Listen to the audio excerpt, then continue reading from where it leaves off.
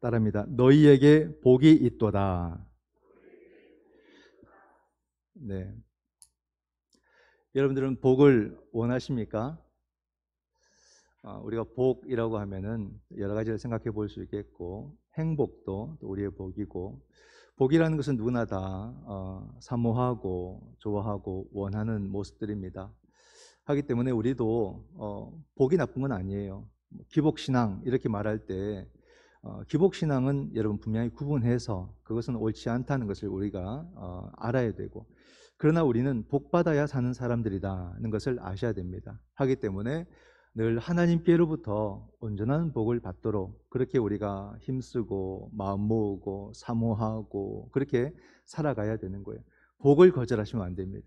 나는 그냥 깔끔하게 살 거야, 나는 내 힘으로 살 거야, 이것이 아니라 우리는 하나님께 은혜 받아야 되고 하나님께로부터 복을 받아야 살아갈 수 있는 그런 사람들이다는 것을 아시고서 우리의 모든 삶을 하나님의 복을 받아 누리는 그런 삶이 되도록 기도하고 살아가야 되겠습니다.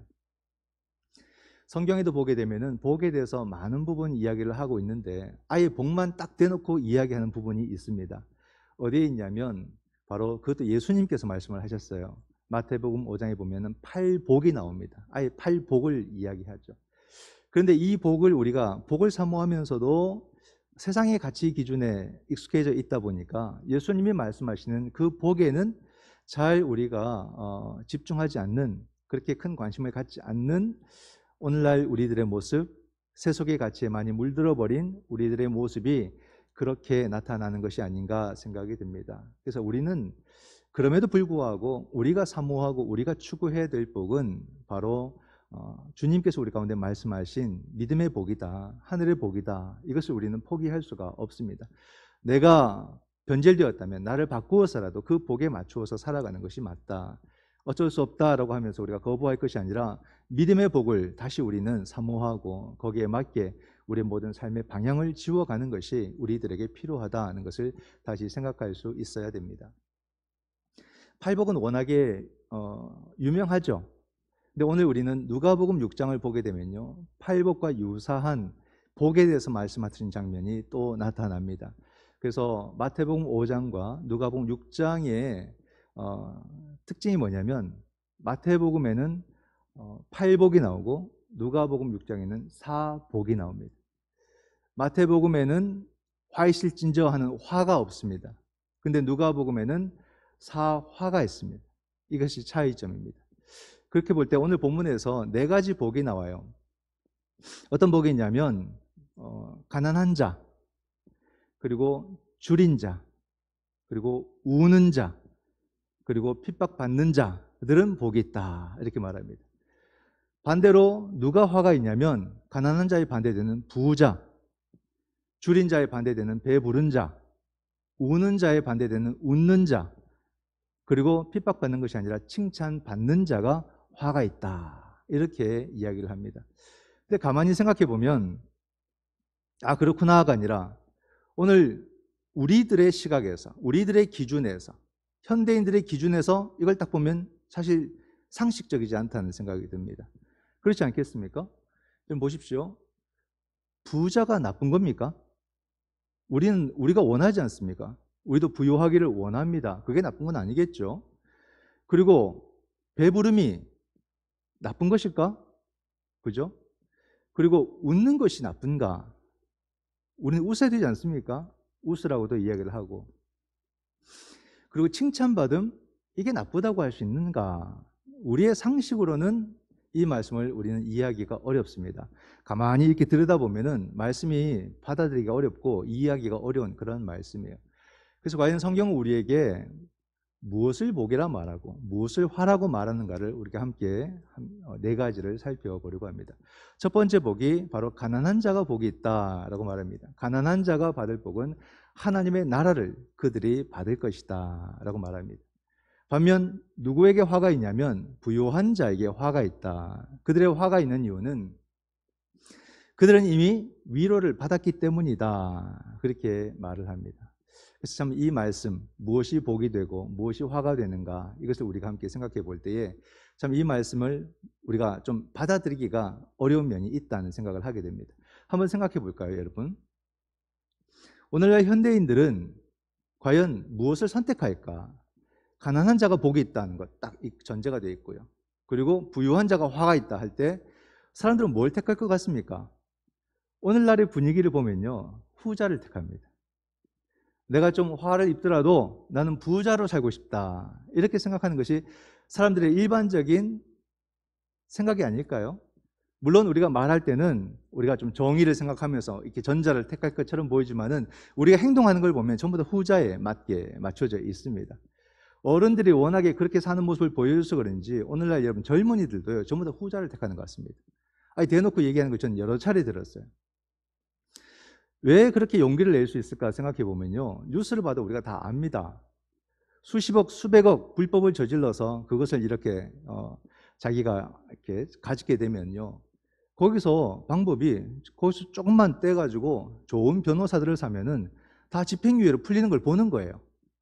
엄청난 돈을 이렇게 본인이 쟁취를 하고서는 작은 돈으로 변호사를 사가지고 집행유예를 얻어내고, 또는 뭐 1년, 2년, 3년 감옥에 갔다가 오면은 결국엔 다 탕감받아서 그냥 속히 나오게 되고, 결국에는 그 엄청난 돈이 자기 수중으로 들어온다고 생각할 때에 젊은 사람들은 얼마든지 감내하겠다라는 겁니다.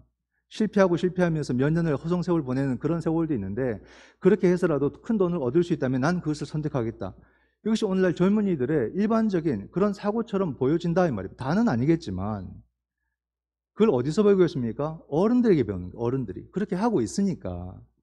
그렇게 하고 있으니까 결국에는 그들이 큰 돈을 갖고 결국엔 떵떵거리고 살고, 결국 그들이 사람들에게 부러움 가운데 살아가는 모습을 이렇게 뭐 언론이 잘 보여주니까, 아, 저렇게도 사는 방법이 있구나. 여러분, 과연 우리가 이런 삶을 선택을 해야 될까? 농담으로라도 우리는 우리 자녀들에게 이런 것을 슬쩍슬쩍 비추면서 말을 해야 될까? 여러분, 그럴까요? 한번 생각해 보세요. 내 자녀가 그렇게라도 큰 돈을 얻을 수 있다면 우리는 내 자녀들에게 한번 해봐, 혹시나 말은 못해도 그냥 침묵함으로써 허락해주는, 동의해주는 그런 선택을 우리는 할 수 있을까? 해야 될까? 한번 생각해 보세요. 진짜로요. 한번 생각해 보세요. 그러지는 말자는 겁니다. 그리스도인들이. 그럴 수는 없다는 거죠. 우리가 비록 그것을 통해서 어려움을 당할지라도 그 삶이 말씀 가운데 서고 그 정직감 속에서 떳떳하고 작은 것에서 도리어 행복을 느낄 줄 아는 그런 삶을 선택하도록 도리어 말할 수 있다면, 물론 가난하게 살아라가 아니라 그러면서 노력하면서 더 나아질 수는 있겠죠. 그러나 그런 헛된 것을 꿈꾸도록 선택하도록 그런 분위기를 만들 필요가 있겠느냐. 우리가 먼저 흔들리니까 우리 자녀들 앞에서 침묵하며 동의해버리는 그런 모습을 우리는 가져서는 안 되겠다. 우리 마음 다잡자, 이런 말씀도 드리고 싶어요. 근데 여러분, 우리가 가난이 좋다, 가난이 옳다 이 말은 한 게 아닙니다. 가난이 어떻게 좋습니까? 가난이 옳은 건 아니죠. 가난은 우리의 일상을 파괴합니다. 우리의 선택의 기회를 빼앗습니다. 가난에 우리가 처해본 사람들은 다 알 겁니다. 가난이 얼마나 힘든가. 지금 그 가난 자체를 말하는 것이 아니라 가난과 하나님 나라, 이 신앙의 관계를 우리가 잘 한번 생각해 보자 하는 거예요. 여러분, 가난한 자가 복되다, 이게 뭘 말하기 위함인가? 예를 들면 그거죠. 광야의 신앙. 우리가 여러분, 광야는 정말로 뭐 볼 게 없어요. 메마른 땅밖에 없습니다. 근데 광야의 신앙을 뭘 말합니까? 아무것도 없으니까 하나님만 보게 된다 이 말이에요. 하나님께만 기도하게 된다. 그게 광야죠. 우리가 부유하게 살아도, 넉넉하게 살아도 자기 삶의 자리 가운데 광야의 시간과 광야의 자리를 마련하라. 그 말은 그 가운데서 하나님만을 바라보는 그런 삶의 모습을 갖추라 이 말입니다. 그러니까 이 가난도 마찬가지입니다. 가난하라 이 말이 아니에요. 가난한 자가 복이 있다고 해서. 가난한 자의 영성, 가난한 자의 그 심정을 놓치지 마라 이 말입니다. 가난한 자는 어떤 사람입니까? 늘 무언가를 구하고 찾아야 돼요.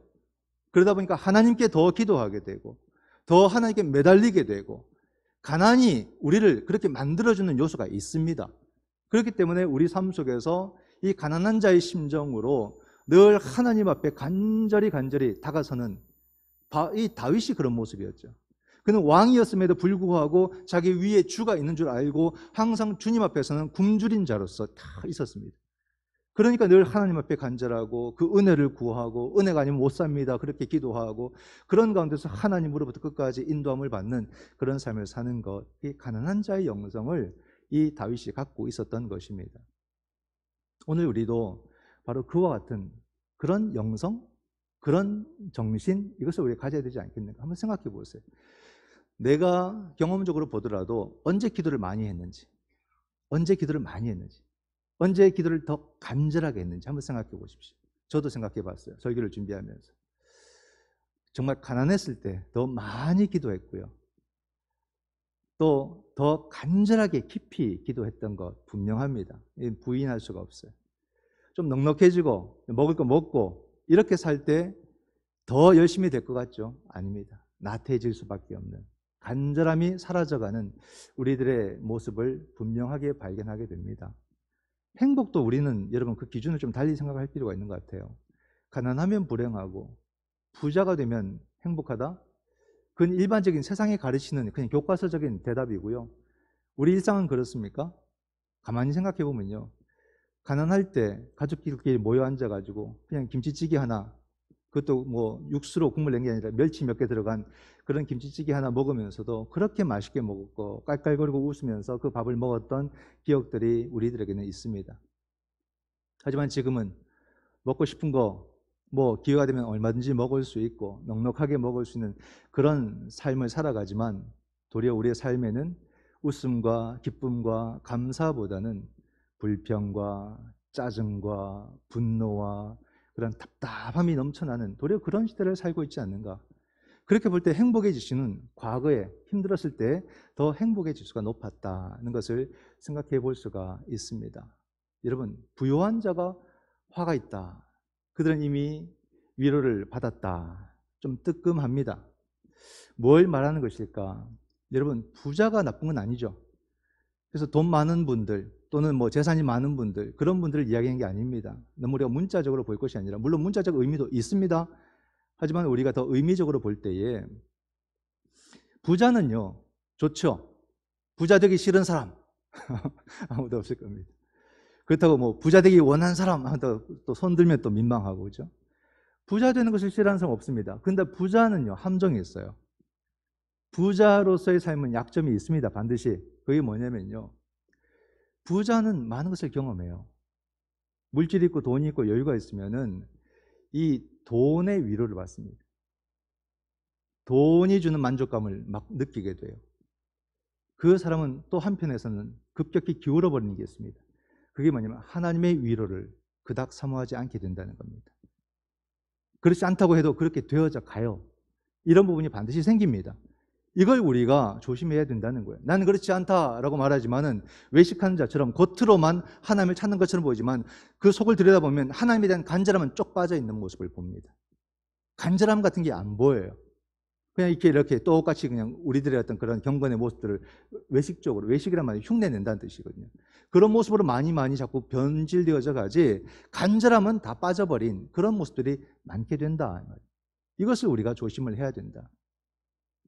그렇기 때문에 우리는 단순히 부자냐 가난한 자가 아니라 우리들의 모습 자체가 보게 되면은 이 가난한 자의 복에 가까운 것이 아니라 부자의 화에 가까운 것이 우리 모두의 삶의 태도가 아닌가. 오늘날 우리가 자꾸 하나님에 대한 은총에 대한 그 하나님의 위로와 하나님의 그 돌보심에 대한 간절함이 사라져가는 도리어 부자가 받게 되는 그 화에 가까운 삶이 우리들의 삶의 모습이 아닐까, 그런 두려움이 생깁니다. 이미 내가 부자의 마음과 부자의 삶의 태도로 살아가고 있구나, 이것을 발견하는 거예요. 왜 나에게 이 가난한 자의 영성과 가난한 자의 그 심정이 이미 많이 사라져가고 있는가.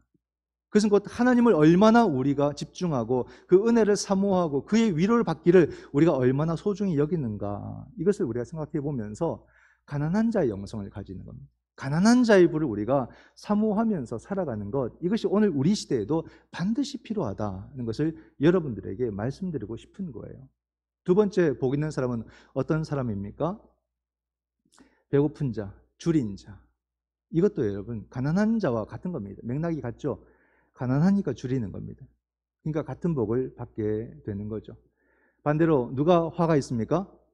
배 부른 자가 화가 있다. 그래서 지금 내가 좀 살이 쪘다 하는 분들은 뜨끔하거나 살이 좀 내가 빠졌다 싶은 분들은 좀 마음의 여유가 생기거나 그런 게 아닙니다. 그런 게 아니고 우리가 잘 한번 생각을 해봐야 됩니다. 물론 먹거리와도 연관이 되고요. 근데 한번 생각해 보면 오늘날 참 재밌게 우리가 보는 것 중에 하나가 뭐냐면 이 먹방이라는 것 같습니다. 먹방. 보니까 뭐 개인 방송들에서도 뭐 유튜브나 이런 게 있겠죠. 개인 방송에도 먹방이 얼마나 많은지 모릅니다. 한번 먹방을 쳐보세요. 뭐 다양하게 나옵니다.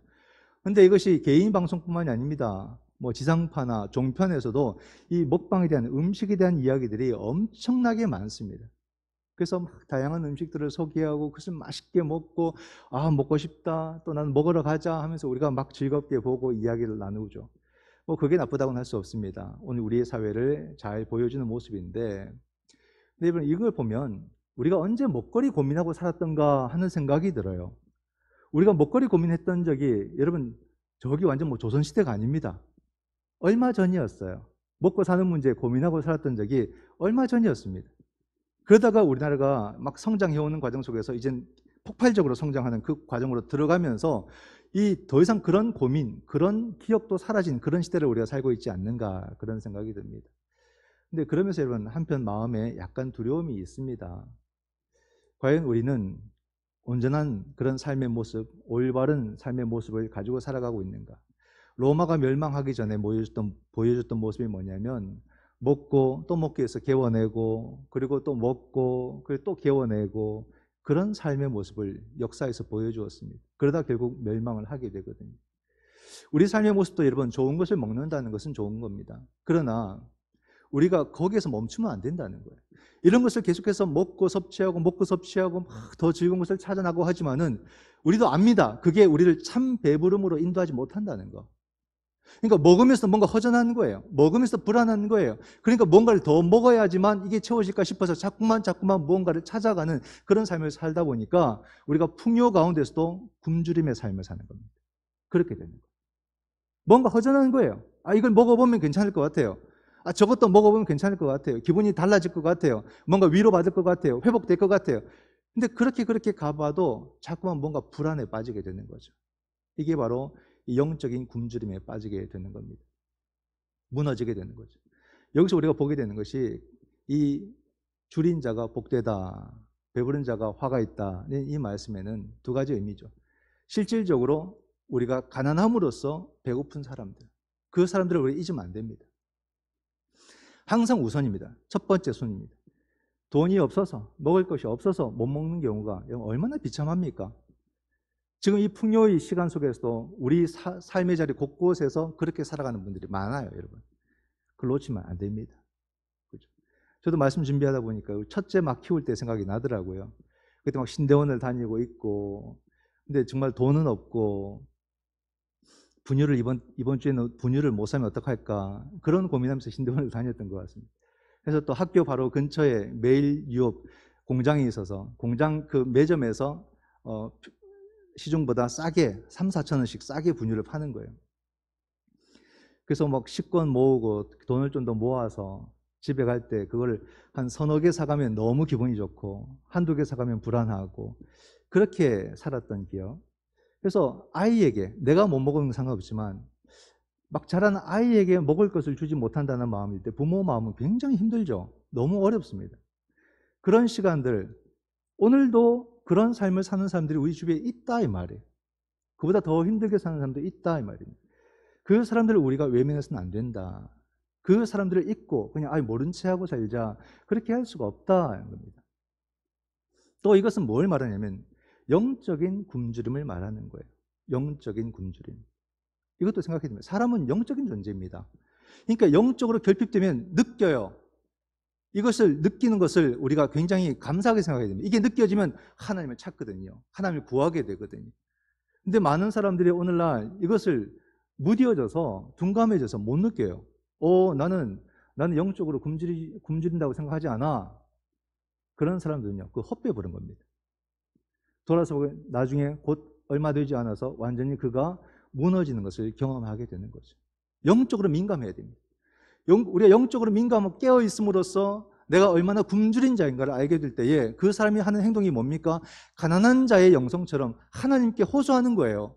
주여 나를 채우소서, 주여 내게 은혜를 부어주소서, 주의 말씀을 주소서, 주님의 생명을 내게 부어주소서, 간절하게 하나님을 찾고 구하는 삶을 나가게 되면 오늘의 말씀대로라면 그에게 하나님께서 생명의 복을 허락해 주신다, 이렇게 말씀하는 겁니다. 그러므로 우리가 이 가난한 자의 영성과 배고픈 자의 영성으로 오늘을 살아가고 있는가? 늘 주님의 은혜가 아니면 나는 굶주려 죽을 것처럼 늘 주님 앞에 간절하게 매달리고 기도하는 그런 심정으로 이 화려한 시대를 살아가고 있는가? 그죠? 우리 시대가 아무리 여러분 풍요로워져도 우리는 바로 이 영성을 가지고 살아야 돼요. 가난한 자의 영성과 이 굶주린 자의 영성으로 하나님 앞에서 살아가야지만 이 시대 가운데 정신을 잃지 않고 바르게 살아갈 수 있다는 것을 이 말씀이 우리에게 말해주고 있는 겁니다. 그 가운데서 바로 우리가 복된 자로서의 위치에 서 있어야 되고 화를 입는 자의 위치에서 벗어나야 된다는 것을 우리는 다시 한 번 더 깨달아야 되는 거죠. 세 번째는 어떤 사람이 복이 있습니까? 우는 자가 복되다, 그렇게 말합니다. 우는 자가 복되다. 그리고 누가 화가 있습니까? 웃는 자가 화가 있다, 이렇게 말합니다. 여러분은 우는 자입니까? 웃는 자입니까? 우리의 모습을 잘 생각을 해봐야 되겠죠. 근데 여러분 한번 생각해 보십시오. 말씀대로라면 울다가 웃으면 복이 되고 막 웃다가 결국은 울게 되면 그게 화가 된다, 이렇게 말을 하는 것입니다. 이게 성경이 말하는 원리죠. 근데 세상은 어떻습니까? 우는 것은 불행한 거예요. 우는 건 우는 거야. 그럼 불행이야. 웃는 게 결국 복이야 라고 생각하는 것이 세상입니다. 그렇지 않습니까? 저도 그래요. 여러분, 우는 걸 좋아하는 사람 누가 있겠습니까? 울기를 바라는 사람이 누가 있겠습니까? 특별히 목사로서 저는 우리 성도들이 우는 일이 없기를 정말 간절히 바랍니다. 매번 조마조마해요. 연락이 오면 또 어떤 일이 있을까, 혹시 우는 일이 있을까 싶어서 조마조마할 때가 한두 번이 아닙니다. 그러나 울 일이 생기면 그땐 다시 목사로서 정신 차리고 그와 막 더 친밀히 함께하고 그 시간을 벗어나기까지 함께 기도하고 막 정신을 바짝 차립니다. 그래서 그 시간을 좀 벗어나게 되면 또 안도에 이렇게 숨을 쉬는 거죠. 휴, 다행이다. 근데 여러분, 우리가 사실 불행은 불행이고 행복은 행복 아닙니까? 근데 어떻게 우는 자가 복되고 웃는 자가 화가 있을까? 여러분, 우리의 삶은요, 잘 생각해 보면 우는 일이 안 생길 수가 없어요. 삶이 그런 것 같습니다. 우리 삶이 우리를 가만두지 않습니다. 요래저래 잘 피할 것 같아도요, 정말로 원하지 않는 일들이 늘 갑자기 생깁니다. 언제든지 생깁니다. 참 이것이 인생이 아닌가. 그래서 참 우리가 겸손할 수밖에 없는 것 같습니다. 자랑할 수 없습니다. 늘 이런 일들이 갑자기 닥칩니다. 나에게 화가 닥치거나 내가 아니어도 내 자녀가 어려움 당하면 그건 내 화가 되는 거죠. 우리 가정이 아니더라도 우리 성도에게 무슨 일이 생기면 그건 우리의 화가 되는 겁니다. 우리의 울음이 되는 겁니다. 그런 일들, 이건 피해갈 수 없어요. 이걸 피해갈 수 있다고 여기는 것은 그 요행이고 그게 바로 미신적인 거고, 그죠? 그런 것은 우리 신앙과 전혀 무관한 삶인 것 같아요. 그런 걸 우리가 기도하는 것도 어찌 보게 되면은 참 삶을 깊이 이해하지 못한 우리들의 상태가 아닌가. 중요한 것은 뭐냐면 우리가 울 일들을 피해갈 수 없잖아요. 막 일들이 막 주어지는데 어떻게 감당이 됩니까? 더 중요한 것은 울 일이 생겨도 그 울음의 시간 속에서 다시 내가 웃을 수 있겠느냐? 웃음으로 또는 기쁨으로 또는 치유와 화해로 나갈 수 있겠느냐? 그 소망이 우리에게 있느냐 없느냐가 더 중요한 거예요. 이 시간이 닥쳤을 때 이 시간을 벗어날 수 있는 그 시간을 꿈꿀 수 있겠느냐? 이게 우리에게 더 중요한 거 아니겠습니까? 그것을 우리가 붙들 수 있고 그것을 가질 수 있는 게 믿음 같고 신앙이라고 이렇게 말할 수가 있습니다. 우리에게 울 일들 너무 많아요. 갑자기 목사님, 저에게 병이 왔습니다 하고 연락 오는 경우들도 수시로 있고요. 참 너무 힘듭니다. 갑자기 내게 병이 닥치면 여러분 정말 울 일 아닙니까? 우리 자녀들에게 어려움 당할 때 그건 가장 내가 병 드는 것보다 더 어려운 것 같아요. 자녀들의 어려움이 정말로 울 일이죠. 부모로서는 가슴 치고 울 일이고, 또는 우리의 삶 속에서도 뭐 실현당해서도 울고, 또는 뭐 실패해서도 울고, 여러 가지 모습으로 울 일들이 많습니다. 뉴스를 보니까, 그죠? 막 현장에서 일하다가 갑자기 모든 게 무너져가지고 한순간에 생명을 잃어버리고, 누구도 책임져 주지 않는, 가족들은 청천벽력 같은 소리를 듣고 정말로 울음도 안 나오는 그런 끔찍한 시간을 맞이하게 되죠. 뭐라고 표현하기 어려워요. 지나면 다 잊어버리고 아무도 기억해 주지 않는 그런 허망한 순간을 맞이하면은 그 뭐라고 표현해야 됩니까? 화재가 나서, 부실한 건물에 화재가 나서 불 끌어 들어갔다가 결국 나오지 못하는 그 소방관들의 이야기들. 참 너무 허무하잖아요. 지난 뉴스에도 여수 산단에, 국가 산단에 폭발이 일어나서 4명이 죽고 4명이 중상을 입고, 그게 뭡니까? 왜 우리들에게는 이 울 일이 그치지 않느냐 이거예요. 좀 덜 울고 싶어서 중대재해법을 이렇게 만든다고 하니까 막 경제계에서도 난리가 나고, 심지어 서민들조차도 저러다가 재벌 잘못되면 어떡하냐고 막 걱정해주고. 여러분, 재벌이 망하기를 원하는 사람 누가 있겠습니까? 그건 누구도 바라지 않습니다. 근데 여러분, 그들은 죽지 않아요. 그런 식으로. 우리가 죽어요. 우리가. 이런 법들을 만들어 가자는 것은 다른 게 아닙니다. 좀 같이 살자는 거잖아요. 같이 살자는 거. 좀 안 죽고 살고 싶다는 몸부림 아닙니까?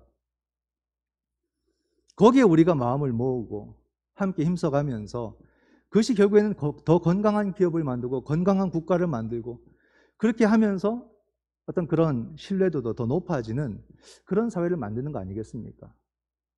좀 우는 자가 없어지기를, 좀 덜 울기를 바라는 마음으로 그런 일들을 해 나가는 거잖아요. 그럼 우리가 거기에 대해서 그리스도인으로서 무엇이 올바른 선택인가, 무엇이 올바른 길인가를 보면서 함께 동참하는 것, 이것이 우리에게 필요한 모습들 아니겠습니까? 오늘의 말씀대로라면 정말로 덜 울기 위해서 애통하고 노력하는 그 모든 자에게 하나님께서 그들에게 기쁨을 주리라. 그들이 울지 않도록 하나님께서 그들에게 희망도 소망도 생명도 하나님이 주시리라. 그 말씀을 하는 거예요. 그래서 우는 자가 복되다. 어떤 우는 자들입니까? 이 사회가 더 이상 울지 않도록 우는 자들. 우는 자들이 적어지도록 간절히 바라면서 눈물을 흘리는 자들. 그들에게 하나님께서 기쁨을 주리라. 복을 주리라. 그렇게 말하지 않습니다. 나는 여유가 있어서 돈이 있어서 기회가 많아서 권력이 있어서 늘 웃을 일이 많다는 사람들은 웃음의 소중함을 다 잃어버리고 살지 않습니까? 자꾸 웃을 일이 많다 보니까 그 가치를 잘 몰라요. 그러나 우는 자들과 함께 살아가면서 한번 작은 웃음이 있을 때 그 웃음이 얼마나 소중한지 알아서, 그 가치가 얼마나 큰지 알아서 정말로 그 시간에 감사하고 그 웃음의 시간을 정말로 소중하게 여기고 평생 기억하며 살아가는, 도리어 그 삶이 하나님 앞에 기억되는 그런 삶이 아니겠느냐. 그럼 그리스도인의 삶이 뭡니까? 십자가를 지신 예수 그리스도를 따라가는 십자가 지도, 십자가의 길 아닙니까? 십자가 지도. 그 길을 걸어가는 사람은 그 길이 얼마나 힘든 줄 알기 때문에 평범한 일상도 감사해서 그 삶을 주실 때에 웃을 수 있는 사람이 되는, 그 평범한 일상이 하나님의 특별한 은총이라는 것을 십자가의 길을 걸어간 제자들은 알거든요. 그 울음으로 걸어가는 그 사람들은 우리에게 허락하신 평범한 삶이 너무나도 소중한 하나님의 은총임을 알고 그 시간에 하나님께 감사하고 기뻐하는 사람이 될 수 있다.